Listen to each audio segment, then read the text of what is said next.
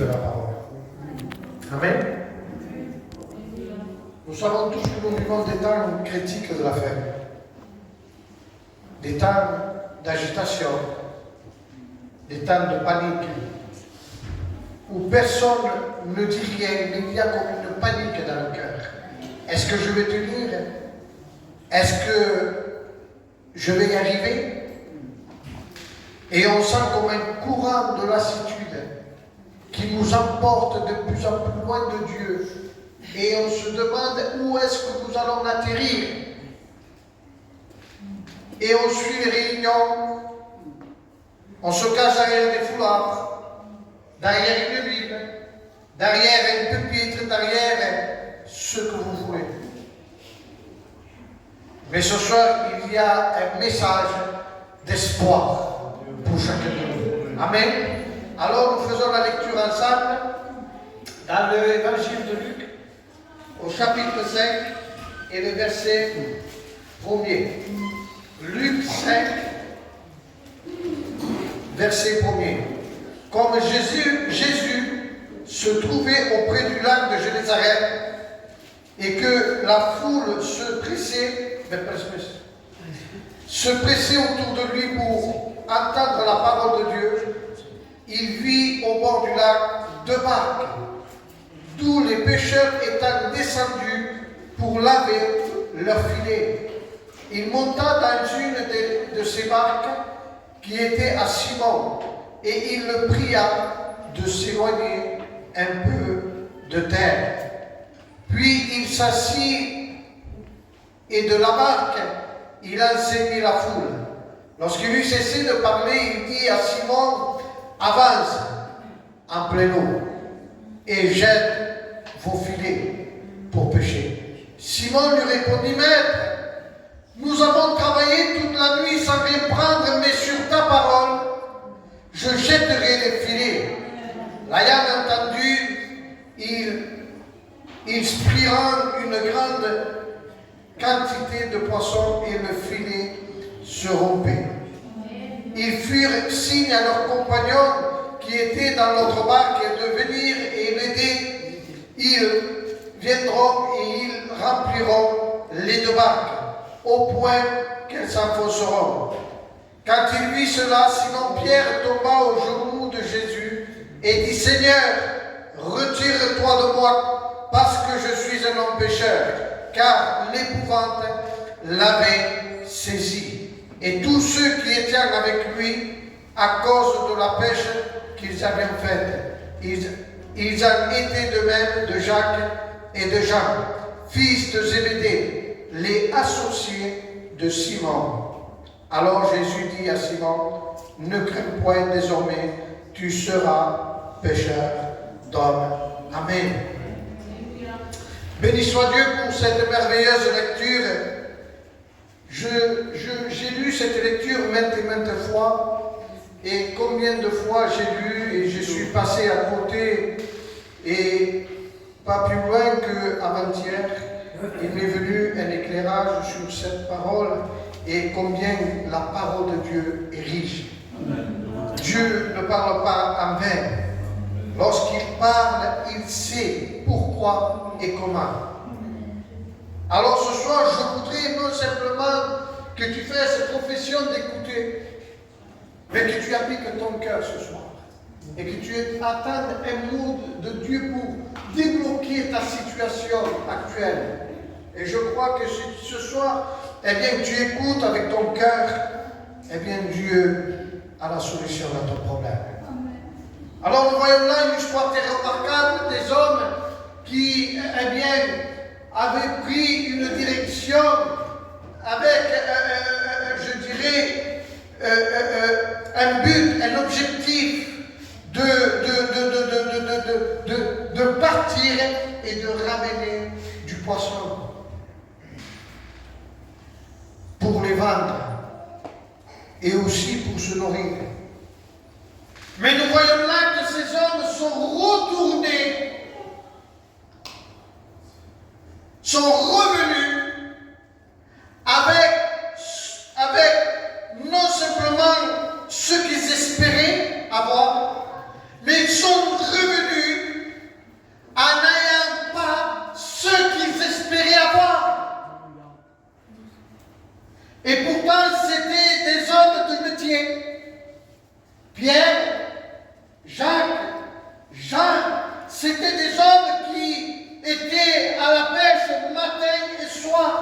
c'était leur passion, c'était leur vie. Mais voilà que la Bible ne le dit pas, mais ces hommes-là sont revenus sans avoir ce qu'ils espéraient avoir. Alors la Bible ne le dit pas, mais certainement que ces hommes-là étaient complètement déçus, fatigués, découragés. Et nous voyons là que Jésus s'adresse à Simon. Simon, monte dans la barque et avance en plein eau. Et nous voyons là la réponse de Simon lorsqu'il dit: Maître, nous avons travaillé dur toute la nuit sans rien prendre. Et je comprends l'attitude de Simon, une attitude humaine. Lorsque Simon disait, cela, il savait ce qu'il disait. C'était un pêcheur professionnel. Simon savait très bien qu'il n'aurait pris aucun poisson. Il connaissait le lac par cœur. Il connaissait la pêche. Mais Jésus a créé le lac. Jésus a créé le poisson. Ce que Pierre ne savait pas. Ou ne se rappelle plus plutôt. Alors, repris par sa propre conscience, il dit: Maître, nous avons travaillé dur toute la nuit sans rien prendre. C'était une attitude charnelle. Mais repris par sa conscience, il dit: mais sur ta parole. Et nous voyons là une attitude spirituelle. Nous voyons là qu'il dit: mais sur ta parole. Je m'appuie sur toi là, sur ce que tu dis. Alors, puisque tu le dis, je le crois. Sur ta parole, je vais jeter le filet. Et nous savons tous là qu'il y a eu le miracle de Dieu. Ils rempliront les deux barques à tel point que les filets se rompaient. Pourquoi? Parce que, il y a trois choses dans la lecture auxquelles nous ne prêtons pas attention. Il y a l'obéissance à la parole. Il y a la mise en pratique et il y a la foi. Pierre avance par la barque et il avance. Jette les filets, mise en pratique. Obéissance, mise en pratique. L'obéissance par le moyen de la foi et la mise en pratique par le moyen de la foi. La foi est une ferme assurance, dira Hébreu. La foi est une ferme assurance des choses qu'on espère avoir. Mais Simon n'était pas parti dans ce but-là. Simon, lui, était parti parce qu'il connaissait le lac. Il connaissait la pêche. Simon s'appuyait sur sa propre connaissance, croyant faire quelque chose. Mais voilà que Simon a été déçu. Les frères et les sœurs, Dieu nous appelle ce soir à avancer, à aller plus loin. Simon avance en plein eau. Ne te contente pas d'eau jusqu'aux chevilles. Ne te contente pas de quelques réunions par semaine. Ne te contente pas d'aller au chapiteau. Ne te contente pas de quelques séminaires. Va plus loin, avance en plein eau, dans les eaux profondes. Va dans la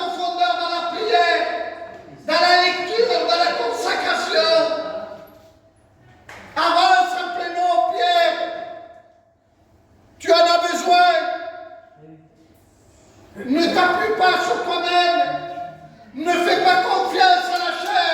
Elle va te jouer de tours.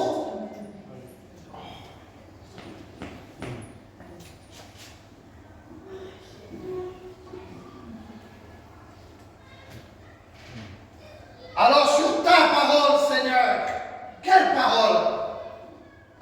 Quelle est cette parole? La parole créatrice.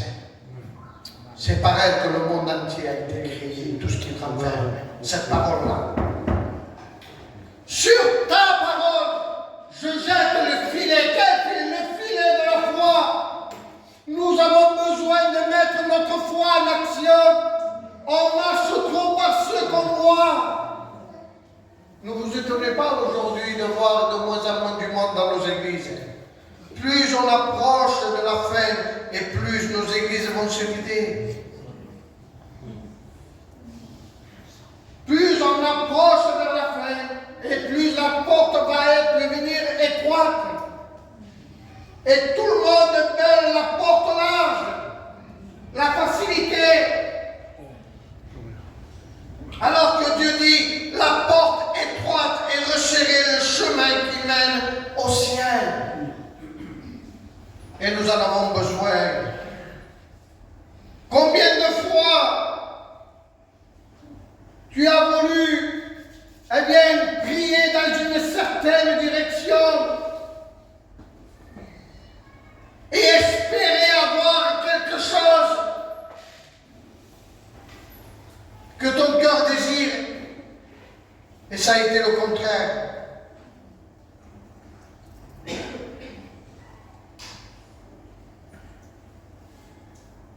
On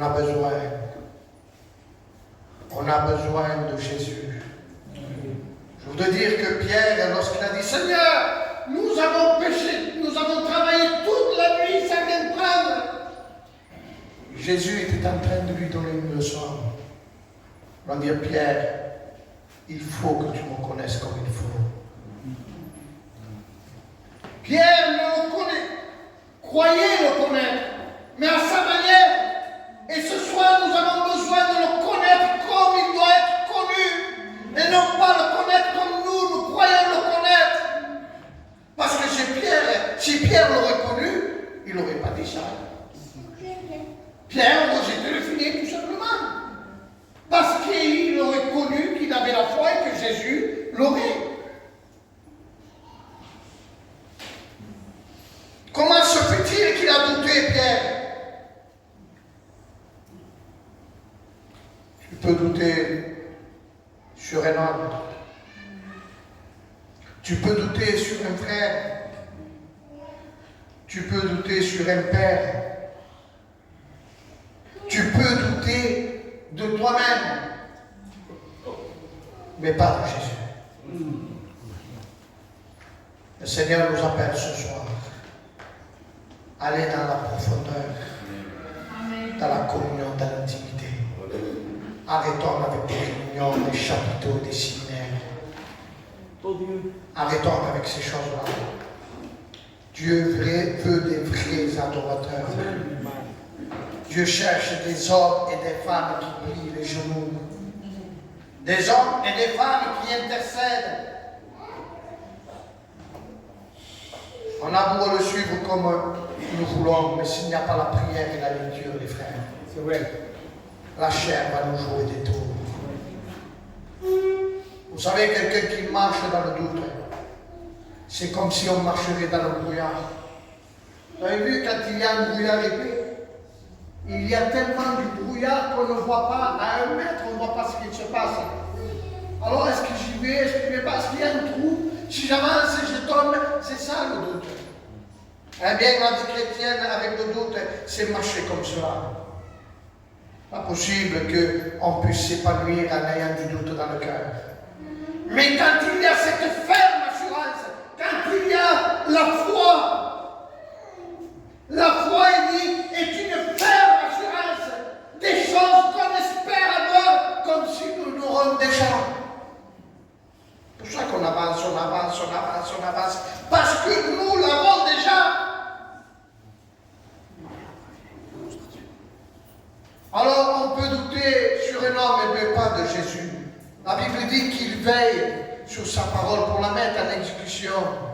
Il dit que ce que la bouche de Dieu déclare, son bras l'accomplit.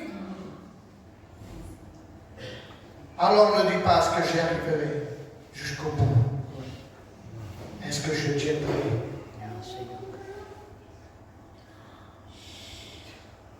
Mets ta foi en action. Ce soir, il y a la solution pour ta vie. Est-ce que mon foyer va tenir? Tu as besoin d'appliquer ton cœur. Tu as besoin de mettre ta foi sur la parole de Dieu. On a besoin, les frères, d'aller plus loin. Avance en pléno. Éloigne-toi de terre, il dit.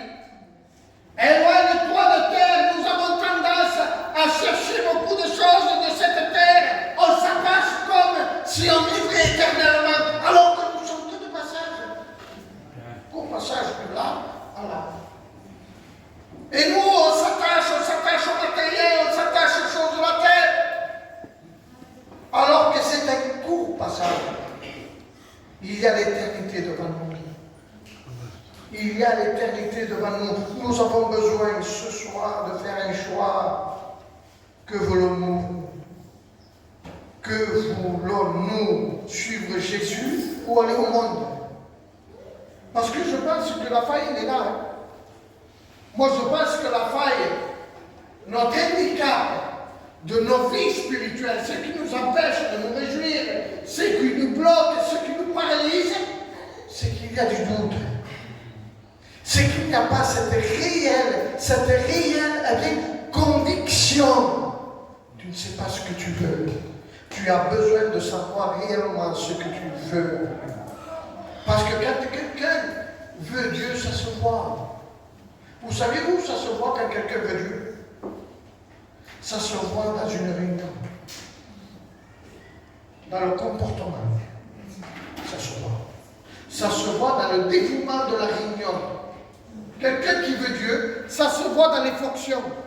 Ça se voit dans tout et pour tout. Mais aujourd'hui, ce que nous voyons dans nos églises,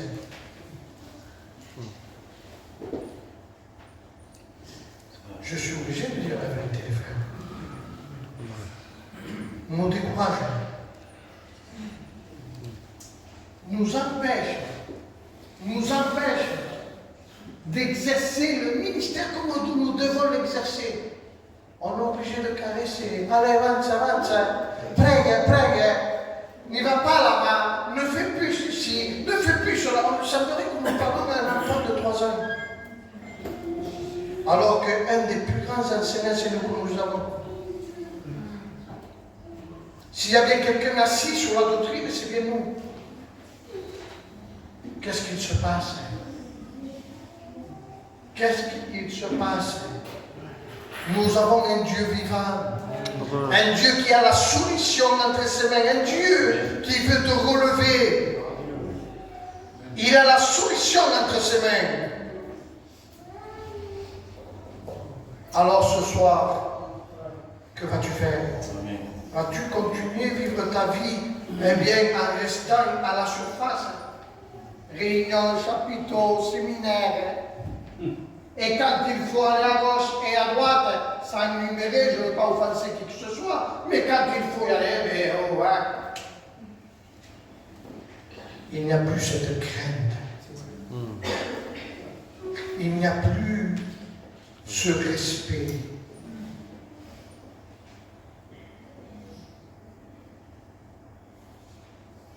Il n'y a plus de frein. Pourquoi? Eh bien, tout simplement parce que nous n'allons pas dans les eaux profondes. On reste à la surface. On reste à la surface. On se contente de quelques réunions, de séminaires. Mais non. Non. Nous avons besoin de faire une expérience dans la prière. Nous avons besoin de se familiariser avec le Saint-Esprit. Parce que le Saint-Esprit a un rôle important dans nos vies chrétiennes. Il nous conduit, il nous dirige. il nous instruit, il nous reprend, il nous console, il nous relève, il nous fortifie. Mais c'est le rôle du Saint-Esprit tout ça. Et quelqu'un qui a la vie de l'Esprit. Voilà pourquoi Pierre avait un raisonnement charnel.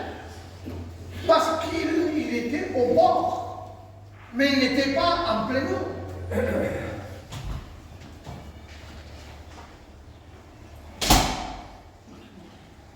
Tant qu'on se contentera des réunions, des séminaires, des chapiteaux, des repas, tant qu'on se contentera de communion fraternelle, tout ce qui est bon, les repas, les chapiteaux, tout est bon. Mais la prière, la communion avec Dieu, la sensibilité de l'esprit, la sensibilité de l'esprit nous empêche de mentir. La sensibilité de l'esprit nous empêche de faire du mal. La sensibilité du Saint-Esprit nous empêche d'aller à certains endroits. La sensibilité du Saint-Esprit, on a le cœur de Christ. Vous comprenez? Mais quelqu'un qui marche loin de ces choses, comment voulez-vous qu'il marche? Je vous laisse répondre. Eh bien, il marche tout le contraire de ce que je viens de numériser. Si nous voulons une vie chrétienne solide, bâtie sur le roc, eh bien, nous devons prendre des bons éléments de construction. La Bible et la prière. Voilà pourquoi il n'y a pas tant de résultats dans nos prières. Il semblerait qu'il y a un ciel d'airain, que notre prière ne dépasse pas le ciel. Eh bien, tout simplement, pourquoi? Parce qu'on se moque de Dieu. Parce que la Bible dit que ceux qui savent que c'est bien, il ne le fait pas, il commet un péché.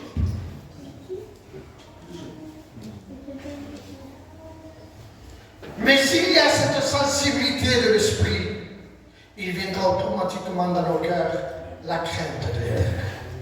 Et s'il y a la crainte de l'Éternel, eh bien, on se garde tout seul. On n'a pas besoin de dire où je vais, qu'est-ce que je fais, comment je dois faire. Le Saint-Esprit te conduira. Amen. Mais il faut une vie de l'esprit. Pourquoi il y a des chrétiens qui ne tiennent pas au milieu de nous? Il faut en parler aussi. Pourquoi ça ne tient pas? Pourquoi? Bien parce qu'ils n'ont pas creusé. Ils ont bâti à la légère, à la va-vite. Et quand on ne creuse pas, il n'y a pas de fondation. La moindre épreuve, le vent souffle, la pluie tombée, la maison s'est écroulée. Pourquoi? Parce qu'on ne veut pas entrer dans notre chambre et prier. C'est ça creuser. Costo creusant. À Facolo, il y a les rivières, il y a les grillades, il y a les mers, il y a la foire. Et encore avec le toupet, on vient ici. Il faut aller la foire, il faut aller la grillade. Il faut aller la rivière ici. Mais Dieu en premier. La prière, la communion. Écoutez, je me laisse conduire ce soir.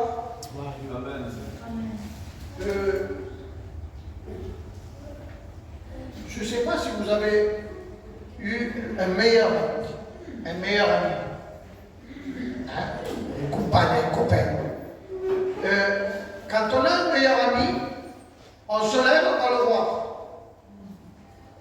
Et on reste avec lui du matin au soir, du matin au soir, du matin au soir, du matin au soir. Ça s'appelle des meilleurs amis. Et quand la personne n'est pas là, elle nous manque. Je ne le vois pas un jour, je ne le vois pas 2 jours, je ne le vois pas 3 jours, je ne le vois pas 4 jours. Mon manque quand même. Mon manque, il faut vous communiquer. C'est des choses tout à fait normales. Eh bien, le Saint-Esprit est comme une personne. Elle doit nous manquer. Il m'est arrivé de travailler, et puis avoir une envie de prier, de me mettre à part. C'est ça, d'aller voir mon ami, c'est ça. Comment est-ce possible que nous restons des jours sans prière et sans lecture? Et encore on vient à l'église, c'est petit plein. Qui a les morts dans l'église? Alors tous morts.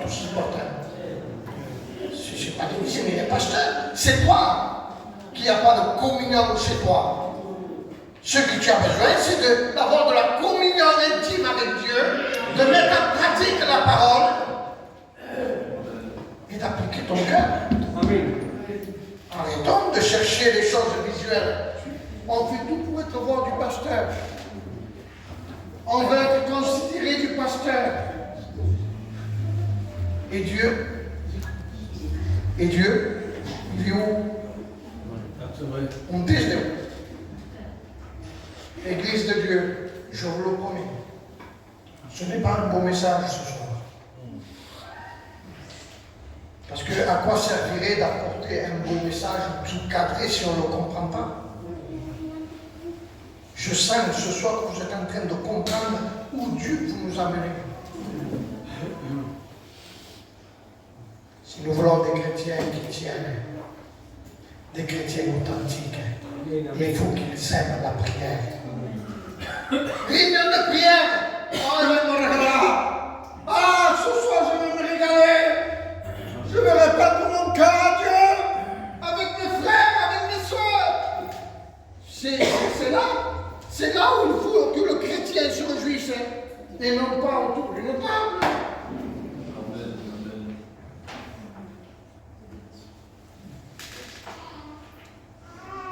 On a besoin de revenir en arrière. Avant, il n'y avait pas la connaissance qu'il y a aujourd'hui. Mais mettez l'autoradio et écoutez une cassette de prière de 20 ans en arrière. Écoutez les réunions de la Cité Chantal. Écoutez ces prières de ces femmes, de ces hommes. Écoutez-les.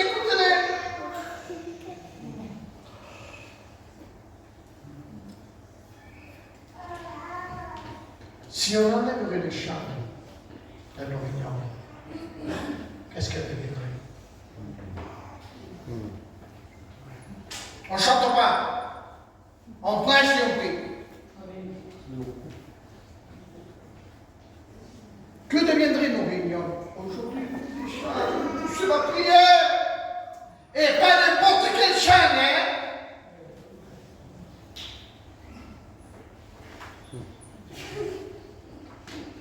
Nous faisons fausse route. La vie chrétienne, c'est pas ça. La vie chrétienne, c'est la prière et la lecture, la mise en pratique. Ça gêne, ce que je dis, ça trouble. Vous n'aimez pas ce que je suis en train de dire. Et pourtant, ce sont des éléments essentiels pour la vie chrétienne, pour arriver jusqu'au bout.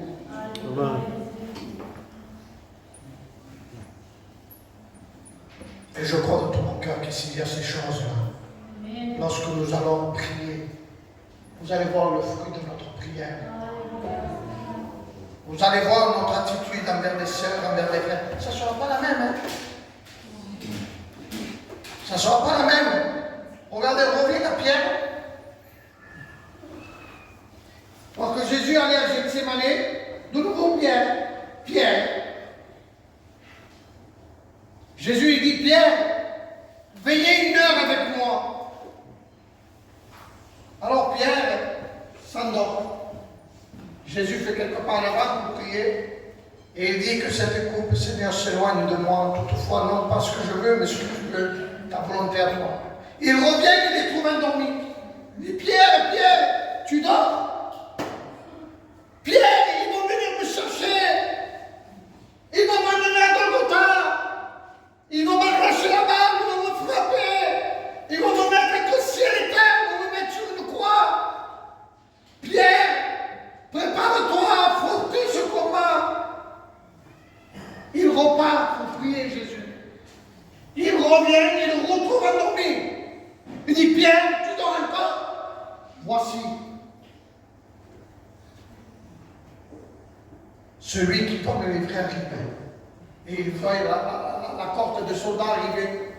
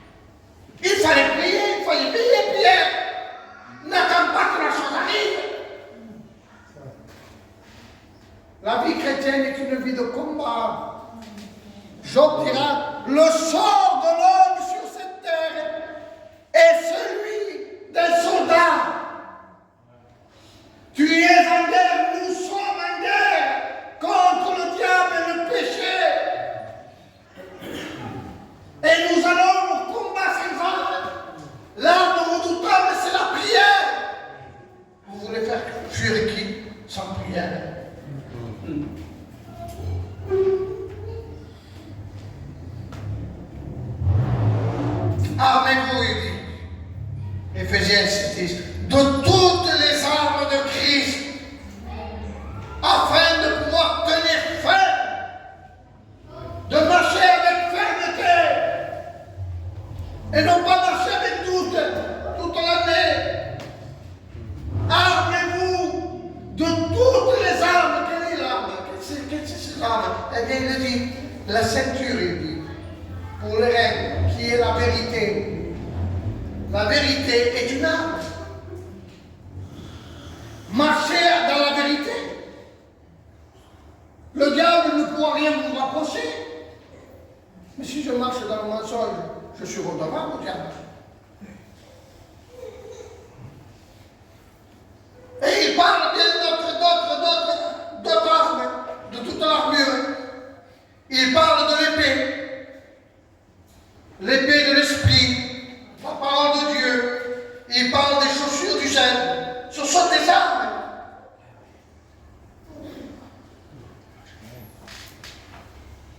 On a besoin, mes frères et sœurs, de nous revêtir de toutes les armes de Christ. Il n'y a pas, il dit, de soldats qui s'embarrassent des choses de la vie. Je passe ça dans la vie, on peut tout, et nous sommes encombrés. Et pour marcher avec Dieu, débarrasse-toi des choses de la mort, du monde. Il n'y a pas de soldat qui s'embarrasse des choses de la vie s'il veut plaire à celui qui l'a enrôlé, qui l'a employé. Employé quoi? Employé dans son champ.